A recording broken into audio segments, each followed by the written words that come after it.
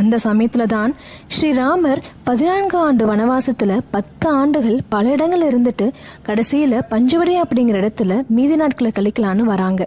இந்த இடம் மிக ரம்மியமான அழகான ஓடியோடு சொர்க்கலோகம் போல இருப்பதால அங்கேயே பர்ணசாலை கட்டி வாழ்றாங்க. ஒரு மாண்டரால் மட்டும் தான் தன் அண்ணன் ராவணனை கொல்ல முடியும் என உணர்ந்த சூர்பனகை பஞ்சவடியில் ஸ்ரீராமரை கண்டதும் இவரால் தான் தன் அண்ணன் ராவணனை அழிக்க முடியும் அப்படின்னு நினைக்கிறான். ஸ்ரீராமன் ராவணனை கொல்ல வேணும் அப்படின்னா அவங்களுக்குள்ள தீராத பகை ஏற்படுத்தணும்னு எண்ணி சூர்பனகை ஸ்ரீராமனை திருமணம் செய்ய விரும்புவதாக பிடிவாதம் பிடித்து லக்ஷ்மணரால் மூக்கறுப்படுகிறாள். மூக்கறுப்பட்டதையே காரணமா வச்சு பஞ்சவடியை ஆண்டு வந்த தன் மற்ற சகோதரர்கள் கரண் தூஷனிடம் ராமரால் தனக்கு ஏற்பட்ட அவமானத்தை கூறி அழுகிறாள். அதனால் அவர்களும் பெரும் படையுடன் வந்து ராமனை எதிர்க்கிறாங்க. அவங்க அத்தனை பேரையும் தனியா நின்று ராமர் அழிக்கிறத சூர்பனகை தன் கண்ணால பாக்குறா. ராமரோட வீரத்தை பார்த்து மேசிலுத்து நிக்கிறா சூர்பனகை.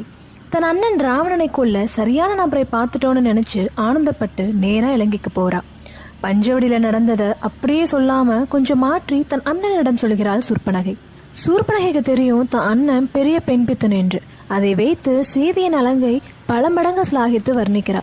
அழகான சீதையை நீ அடையலன்னா உன் பெருமைக்கே மாபெரும் இழப்பு அப்படின்னு தூண்டி விடுறா. சீதையை உனக்காக கடத்தலான்னு போதுதான் லக்ஷ்மணன் தன் மூக்கை வெட்டி விட்டதா ராவனிடம் சூர்பனகை போய் சொல்றா. சூர்பனகை விரித்த வலையில மாட்டிய ராவணன் இறுதியில சூர்பனகை எண்ணியபடியே சீதா தேவியை சிறை வைத்து அதனாலேயே ஸ்ரீராமரால் கொல்லப்படுறான். இறுதியில சூர்பனகை தன் சபதத்தை நிறைவேற்றா. தன் வாழ்வை அளித்த தன் அண்ணன் ராவணனை ராமர் மூலம் கொன்று பழி தீர்த்த மன உறுதி அவள் நல்லவள் என்பதை காட்டுகிறது.